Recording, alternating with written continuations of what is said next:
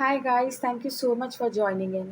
Video शुरू करने से पहले please subscribe to my channel and turn on all notifications. ये वीडियो पार्ट 1 है सीरीज़ का, जो मैं लॉ एंड मेडिसिन पे बनाऊंगी। इस सीरीज़ में मैं सिर्फ शॉर्ट आंसर्स और ऑब्जेक्टिव्स दूंगी। Objectives like fill in the blanks, choose the correct option या फिर आंसर इन 1 or 2 सेंटेंस। तो फर्स्ट वीडियो से शुरू करते हैं, फर्स्ट पार्ट से शुरू करते हैं। इसमें मैंने सिलेक्टेड 15 क्वेश्चंस डाले हैं शॉर्ट आंसर्स के। Let's start with the first question. What does donor mean? Donor कौन होता है? Any person not less than 18 years of age who voluntarily authorizes the removal of any of his human organs for therapeutic purposes under section 3 subsection 1 and section 3 subsection 2 of the Transplantation of Human Organs Act 1994। Donor वही होता है जो at least 18 years या above हो। उसके नीचे का इंसान डोनर नहीं बन सकता है।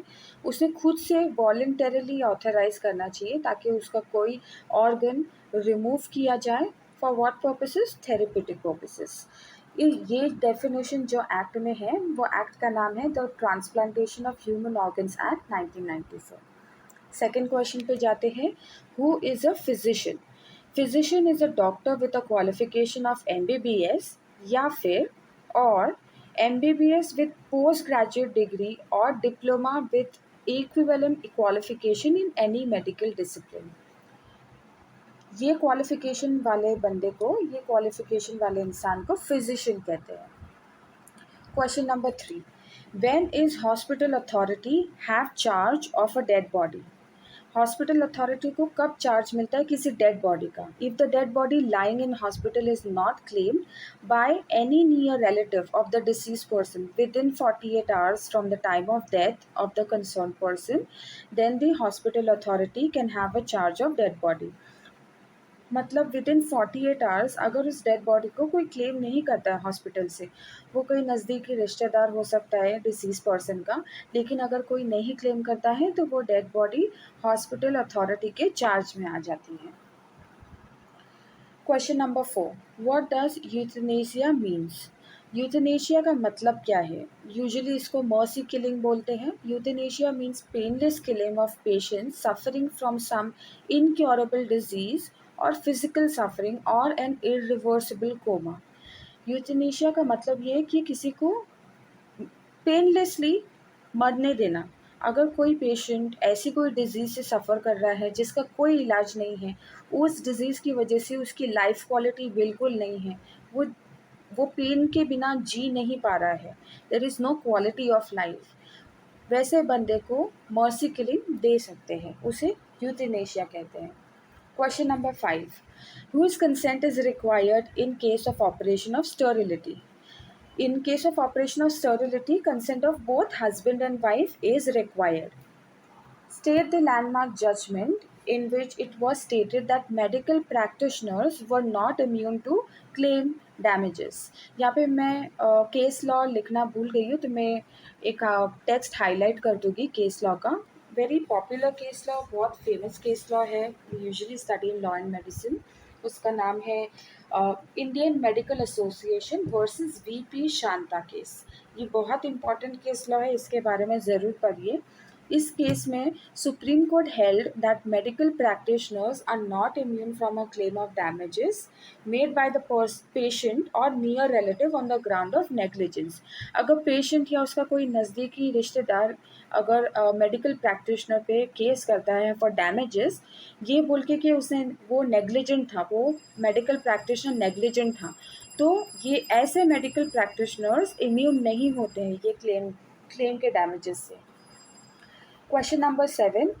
What did Jackson and Powell state on professional negligence? The approach of the court is to require that professional men should possess a certain minimum degree of competence and that they should exercise reasonable care in discharge of their duties.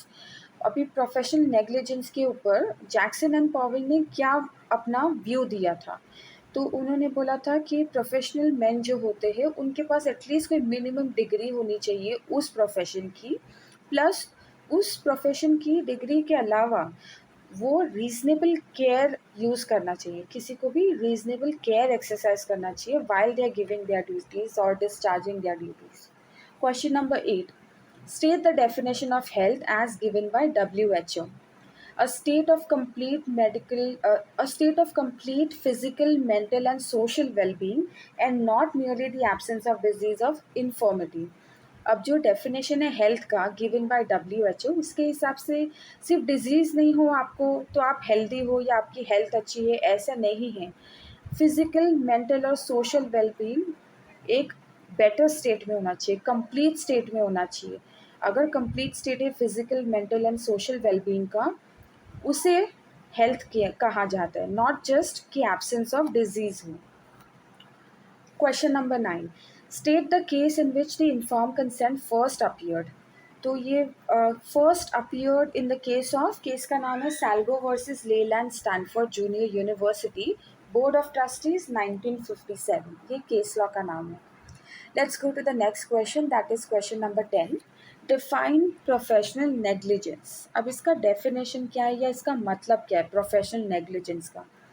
It's a breach of duty by the omission to do something which a reasonable man, guided by those considerations which ordinarily regulate the conduct of human affairs, would do, or doing something which a prudent and reasonable man would not do.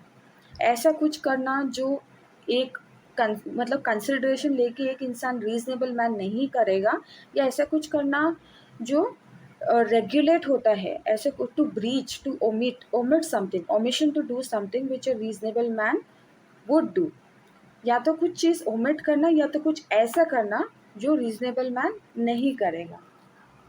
Question number 11. What did Robertson state about informed consent? Informed consent means a doctor is required to give his patient sufficient information about the proposed treatment. Robertson के view में inform consent का मतलब ये है कि किसी भी patient को कोई भी ट्रीटमेंट देने से पहले या सजेस्ट करने से पहले या प्रपोज करने से पहले उन्हें सफिशिएंट इन्फॉर्मेशन दी जानी चाहिए। अब सफिशिएंट इन्फॉर्मेशन का ये मतलब नहीं है कि डिटेल में वो ट्रीटमेंट कैसे होगा, क्या होगा, वो सब नहीं, बट उसके प्रोज एंड कॉन्स, उसका बेसिक इन्फॉर्मेशन, कोई जार्गन नहीं, इसका बेसिक इन्फॉर्मेशन दिया जाना चाहिए, सफिशिएंट इन्फॉर्मेशन दिया जाना चाहिए कि पेशेंट को क्या ट्रीटमेंट दे सकते हैं, उसे इन्फॉर्म कंसेंट कहते हैं according to Robertson's view. Next question is question number 12, what is the object of WHO? WHO की ऑब्जेक्ट क्या है? To attain the highest possible level of health of all the people in the world. WHO मतलब World Health Organization. उनका main objective ये है कि दुनिया के सारे लोग एक highest possible level of health में रहे, चाहे वो मेंटल हेल्थ हो, फिजिकल हेल्थ हो या सोशल वेलबींग हो। ये उनका मेन मोटो, मेन ऑब्जेक्टिव है। Question number 13, what is Ford foundation? Ford foundation क्या है? वो एक इंटरनेशनल एजेंसी है, एस्टैब्लिश हुई थी 1936 में, सर हेनरी फोर्ड ने किया था। And what does it provide? उसका पर्पस क्या है? It provides orientation training courses at various centres to people engaged in medical work. Medical work में जो जो लोग काम कर रहे हैं उन्हें ओरिएंटेशन ट्रेनिंग कोर्सेज मिलती है और उसके बहुत सारे सेंटर्स हैं। Question number 14. Why was the Rockefeller Foundation established? Rockefeller foundation को क्यों एस्टैब्लिश किया गया था? To promote wellbeing of mankind throughout the world. Question number 15, again मैंने जो केस पहले पढ़ा था वीपी शांता का, तो what does the case Indian Medical Association versus VP Shantha deals with? Basic इसमें कॉन्सेप्ट क्या हमें सबको पता चला, what was held later on, basic case क्या है, किस बारे में है? So it deals with the right of the patient to claim damages as a consumer under the Consumer Protection Act 1986। मतलब पहले किसी पेशेंट को कंज्यूमर नहीं कहा जाता था, इसीलिए डॉक्टर्स को क्लेम नहीं कर सकते थे डैमेजेस के लिए। बट ये केस, ये बहुत लैंडमार्क जजमेंट था। ये केस के बाद में patients can claim damages as a consumer under the Consumer Protection Act 1986. This brings to the end of the video। ये क्वेश्चन 15 था। इस वीडियो में सिर्फ मैंने क्वेश्चन 15 क्वेश्चंस डाले थे। To start off law and medicine. इसके बाद वाले जितने सारे वीडियो होंगे वो सारे पेपर सोल्यूशंस हो गए for law and medicine Mumbai university के। मैंने कुछ पुराने पेपर्स ढूंढ के निकाले, उसके आंसर्स हो गए। जैसे मैंने कहा पेपर सोल्यूशन, लेकिन सिर्फ ऑब्जेक्टिव्स के लिए for preparing for exams. Objectives में अगर बोलूँ तो उसमें short notes, answer in 1 line और 2 lines, choose the correct option, मतलब मल्टीपल चॉइस वाले एमसीक्यूज और फिल इन द ब्लैंक्स, ये सारे इंक्लूडेड हो गए।